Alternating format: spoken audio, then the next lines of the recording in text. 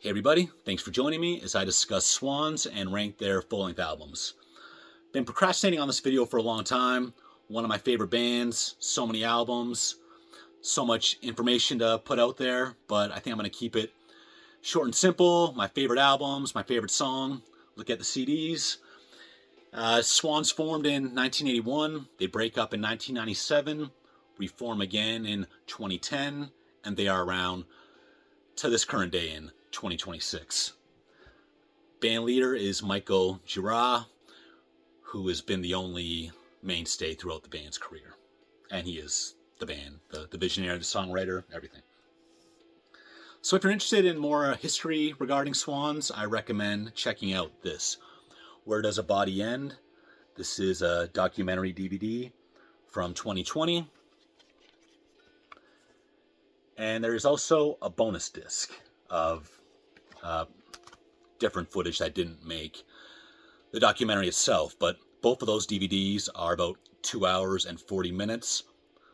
Lots to sink your teeth into and lots to learn. I guess my only complaint is I haven't watched in a couple years, but I feel like it was definitely became a little bit too focused on the later part of their career, which I love, but I felt kind of at a certain point became a little repetitive near the end. And if you're still looking for more information on Swans, then you could check out Sacrifice and Transcendence, the oral history. Again, oral history, it's all quotes from people who have been in the band, people who worked with the band, opinions of people who have something to say about the band. Some great pictures in here, and I totally recommend that as well. I first became aware of Swans maybe like when I was in college, in the pages of the metal magazines, Metal Maniacs, Terrorizer. I wouldn't see like full articles on Swans, but they were clearly an influence on many bands I admired, such as Neurosis. And then I remember when Neurosis put out that album with former Swans member Jarbo on vocals. That kind of that's when I really started exploring the band a bit. So the band at this point have released 17 full-length albums, and we're gonna start at the bottom. And I should also say I have all the albums in physical format, but albums 2 through 4 I have compiled in this collection here, which was released in 2005. It's got Cop, Greed, Holy Money, as well as the Young God EP.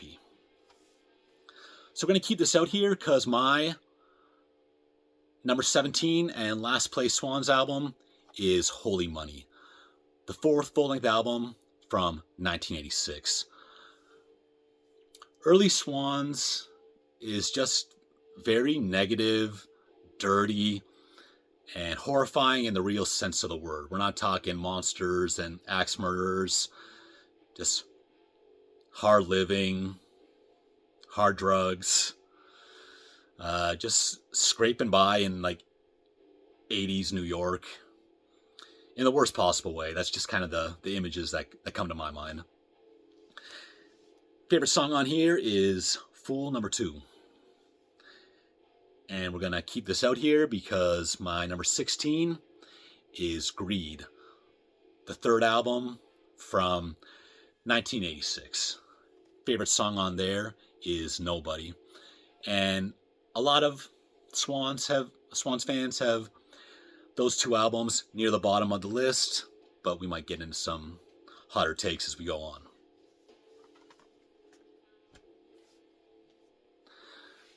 And that will come sooner rather than later when I put The Seer at number 15. This is the 12th album from 2012, the 2nd album after the Reformation in 2010. I bought this when I saw Swans on the To Be Kind tour, and this is a triple vinyl like most of their more recent releases. I remember the first time I listened to this. The opening track, Lunacy, fitting name for the song, and I remember just kind of thinking like, holy shit, this album is going to blow my mind. And I like it, but I find it a little bit meandering, and as the years have gone on, it has become my least favorite of the recent Swans albums. And this is many a fan's favorite.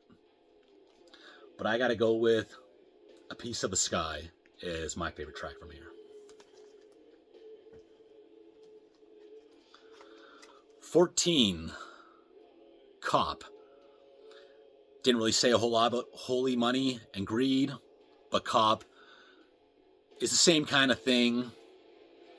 Just nasty and gritty. Has kind of like a proto-industrial vibe to it. Simple, but effective. Cop. Favorite track on here is Your Property. 13, The Beggar. Album 16 from 2023. My favorite tracks on here are the experimental and lengthy The Beggar Lover, and then The Parasite. Again, a lot of this stuff is a bit of a downer, but very powerful. The Beggar comes in at number 13. Back to the early days for my number 12, the debut album, Filth. 1983, the year I was born. My favorite track on here is Stay Here. I bought this when I saw Swans for the first time on the reunion tour in 2010. And I think like a lot of the stuff you buy at the live show or direct from Young God. This was autographed by Michael Gira. I also bought a poster I always used to have back here, but I took that down. Did a little bit of redecorating, but that was also signed by him. So Filth, the debut album, again, similar to the albums I already spoke of, Holy Money, Greed, and Cop. Number 11, The Glowing Man, album 14 from 2016. There's been times where I found the sound to be a little bit meandering and boring. But one thing I will definitely give it is truly creepy. There are moments on here that will always give me goosebumps or send a shiver down my spine. Every single time. Favorite songs on here are Cloud of Unknowing and Cloud of Forgetting.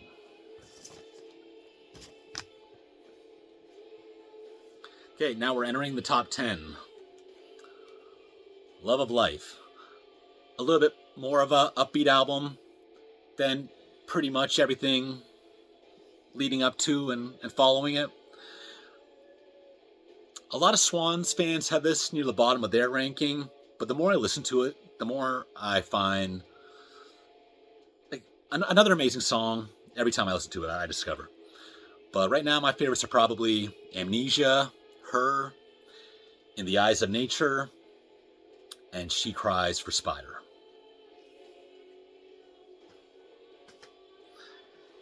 Number 9, another hot take. We got The Burning World, most Swans fans' least favorite album. This is the 6th from 1989. Many people label it a neo-folk album. Don't know if I'd say that, although there's definitely an increased focus on folk music. And I mean, if you just look at the picture inside, just kind of 80s art rock thing they're going for. It took me a while to track down an affordable copy of this, but several months ago, I was finally able to complete my Swans collection with this. Most people would say that the closer, Goddamn the Sun, is the best song on here. I might agree with that, but there's definitely a bunch of other songs I really enjoy as well. Mostly being See No More, Jane Mary, and Can't Find My Way Home.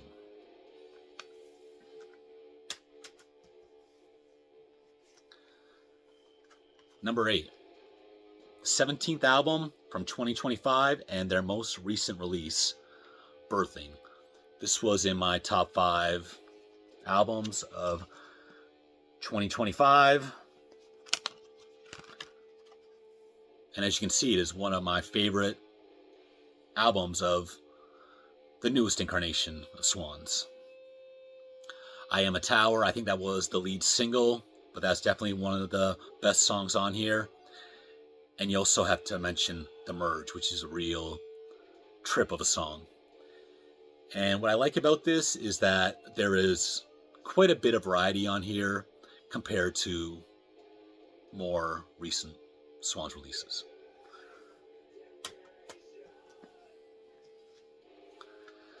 Number 7, the reunion album from 2010, My Father Will Guide Me Up a Rope to the Sky. For many years, I told myself that this was like a top 3 Swans release. Totally love it, but I think that definitely was nostalgia talking. I saw this tour at Lee's Palace. That is, to this day, one of my favorite places to catch a show. That had to have been a sellout. I don't really remember. And I fired that up on YouTube, actually, a couple weeks ago. Wasn't the best footage, but it was fun to relive that show. And my favorite songs on here are No Words, No Thoughts, and Eden Prison, which is one of my favorite Swan songs of all time.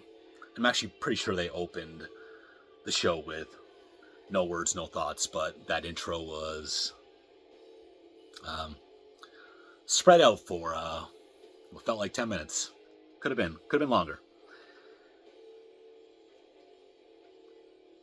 I'm also gonna mention Inside Madeline as one of my favorite songs on here.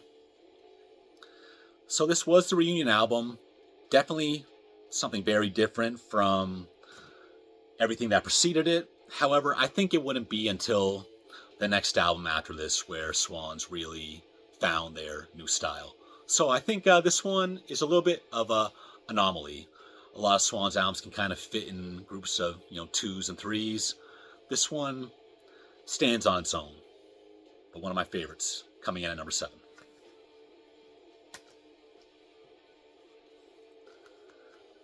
Number 6, Leaving Meaning, the 15th album from 2019. Don't hear about people discussing this one all that often. I personally love it. Yes, it does feel a little bit samey, and it might just gloss over you if you're not paying attention. But I have quite a bit of a emotional resonance with this one right here. A little bit more laid back than a little more relaxed than most Swans material. And I'm going to go with the title track, Leaving Meaning, as my favorite, followed by My Phantom Limb. Top 5 time, To Be Kind, the 13th album from 2014. I bought this one on the tour for this release. And this is generally considered their best album since the Reformation and one of their best albums overall. And for many years, I actually had this many notches down. I kind of felt that the hipster crowd kind of came on board here. Reviews were universally positive, and they deservedly came into a new fan base. But I always kind of held that a bit against the album, saying it's not as good as people say. I don't know. I might be wrong. Upon more recent listens, this has shot up my ranking, and I gotta go with To Be Kind and Bring the Sun as my favorite tracks on here. Kind of brings me back to the Glowing Man in terms of like there are some really creepy moments on this album. So that's To Be Kind, number 5.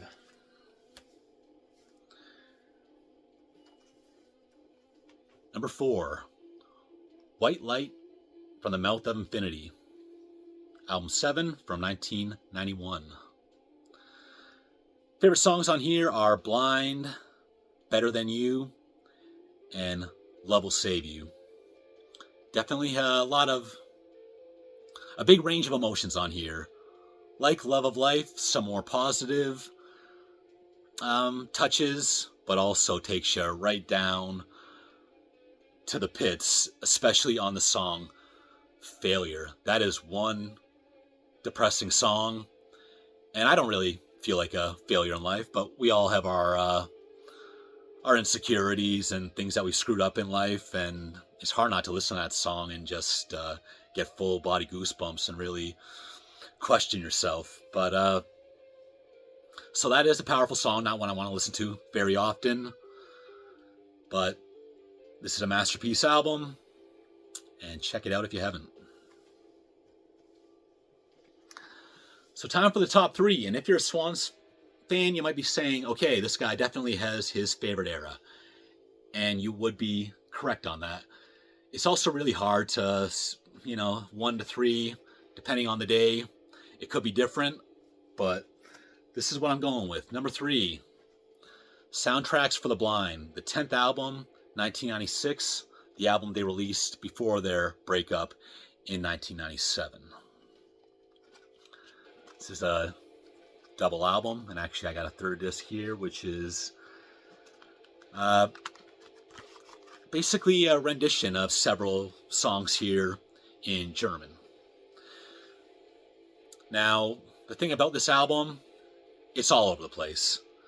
You have absolute Swans classics such as The Sound and Helpless Child. 2 of their best songs, kind of similar, but both very lengthy and powerful. Just 2 of the best songs of all time. I also love Animus, The Final Sacrifice, Empathy. But if you haven't listened to this before, you're definitely in for a surprise. Definitely a lot of soundscape things, field recordings, strange audio from phone calls. There's even like a kind of a techno dancey song on here. So a masterpiece, but definitely jarring if you don't know what you're getting into. But again, the normal songs on here, some of the best of the band's career. Number 2, The Great Annihilator, album number 9 from 1995. So many amazing songs on here. Telepathy, She Lives, Celebrity Lifestyle, but my favorite's got to be Killing for Company, another Swan song that just sends shivers down my spine, and Blood Promise, which I like, but if you really want to hear an amazing rendition of that, check out their version of Blood Promise on the live album Swans Are Dead. I do not own that, but I really wish I had a copy of that. Very expensive to get now, but one day.